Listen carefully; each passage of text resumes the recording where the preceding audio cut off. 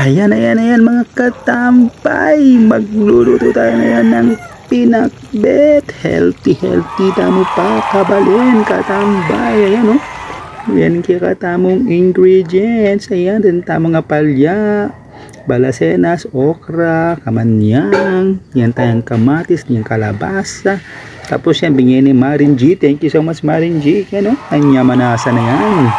Tapos igisa tayo king bagok alamang kanya man yan dos. Ayan, siyempre gilyantano rin kaya katamong gulit tsaka talapakawasan bang malinis yung kaya katamong pamangan katambay. Number 1 yan, cleanliness is next to godliness. Wow, what a game. Ayan, ready na natin ang ating mga ingredients pa. Ngayon tayong bawang sibuyas. Ayan ang ating giniling, ang ating bagoong alamang kamatis. Ayan, lagyan natin siya ng pampasarap, pampalasa siyempre mga lods. Pwedeng milako yan. And then, palitanin kaya katamong kawali. Ayan o, kakatanya din ng taba. Lagyan na natin ng mantika. Hayaan munang uminit yan lods, mga katambay, bago natin ilagay yung ating bawang. Ayos, bawang, boy, bawang. Ayan o, kanina tsaka ano, pirito may gisa-gisa, may isunod mo itang sibuyas.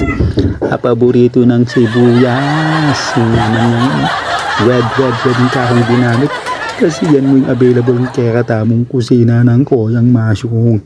Kung nanong available, itong gamitan. Ayan, yan. Tapos isunod ka na rin kaya katamong kamatis. Kinuha ko king bakura ng koyang masyong. Joke.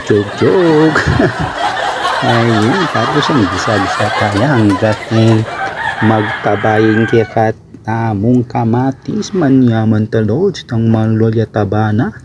Ayan o, magtaba na. Tapos isunod tanin kaya katamong bagok. Ayan, bagoong alamang lods, bagoong alamang. Yan kaya katamong pampalasa.